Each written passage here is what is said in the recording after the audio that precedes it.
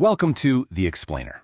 Today we're unpacking a massive update to the Solana network, an upgrade that was so carefully designed, the whole point was for you to not even notice it happened. Right. Let's just start with this quote, because it sounds totally backward, doesn't it? But it really is the entire philosophy behind a project called Franken Dancer. You know, in a world that's all about splashy, loud launches, this team's goal was for theirs to be, well, boring. And that's because when you're talking about critical infrastructure, the power grid, our financial systems, and blockchains, the word exciting is basically just another word for broken.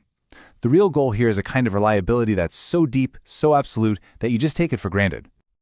This image just nails it, right? The only time you ever think about the power grid is when the lights go out.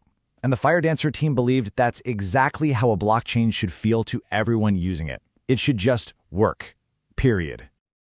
Okay, so that brings up a huge question for the developers. How in the world do you perform what's basically open-heart surgery on a live running system that millions of people are depending on without causing even the slightest hiccup?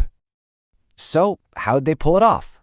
Well, their answer was to be patient, to be careful, and to take things one tiny step at a time. And it all started with a project they called, pretty brilliantly, Franken Dancer. Now, this wasn't a complete teardown and replacement, not at all. Think of it more like upgrading a car's engine piece by piece while it's still barreling down the highway. They took the original Solana Validator, which is called Agave, and started swapping out its core parts, one by one, with their own new super-fast code. And you know what? This super cautious strategy totally worked. It started small, running internally back in mid-2024, but adoption just grew and grew. And today, this hybrid client is securing a huge 20 to 30% of the entire Solana network. That's an incredible amount of real-world battle testing, all done without ever putting the main network at risk. And this right here is the key difference you got to understand. Franken Dancer was the journey. It was the stepping stone that got them there safely.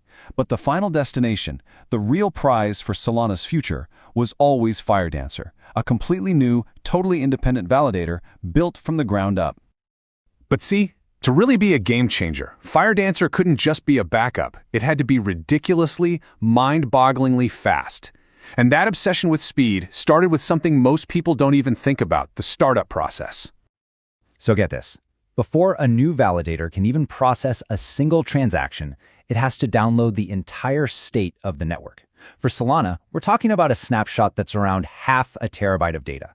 That's about 1 billion different accounts it needs to get up to speed on. Just a year ago, simply verifying the signatures on all that data took 20 minutes. 20! But through some insane down-to-the-metal optimizations, the Franken Dancer team absolutely crushed that time, taking it all the way down to just 3 minutes. And they did this by basically treating the whole process like a Formula One pit crew. Every single step, from downloading the data at lightning speed to checking all the crypto signatures, was completely re-engineered to push the hardware to its absolute physical limits. But look, starting up fast is one thing. A validator spends almost all its time just replaying transactions from the network.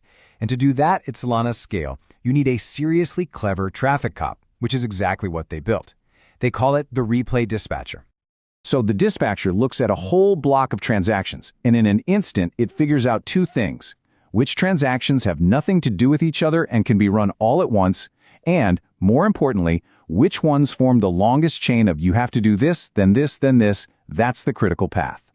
By laser focusing on that path, it makes the entire block get processed way, way faster.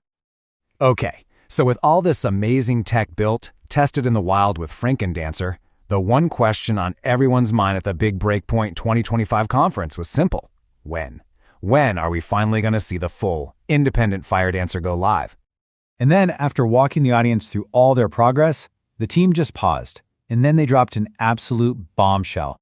It wasn't coming soon, it wasn't in some private test. No, the complete, built-from-scratch, full Franken Dancer client had already been secretly running on the main Solana network for months, just hiding in plain sight. And the numbers were just insane. It had been producing blocks, casting votes, racking up over 100 days of runtime on the network. The launch was a total success for one simple reason. It was boring. That dream of a quiet, uneventful upgrade, it actually happened. And just in case anyone in the room didn't believe them, the team proved it. They did a live demo, booting up a full Franken Dancer validator on the mainnet, right there on stage in less than 3 minutes.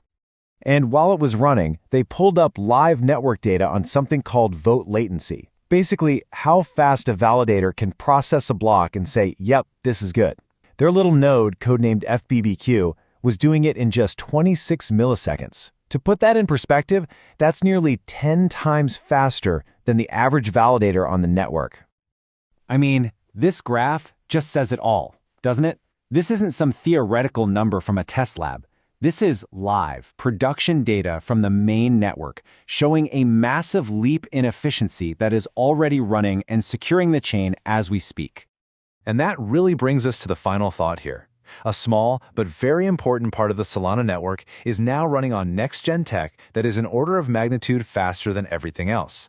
Firedancer's quiet arrival wasn't the end of the story, not even close. It was the beginning, and it leaves us with this one huge question.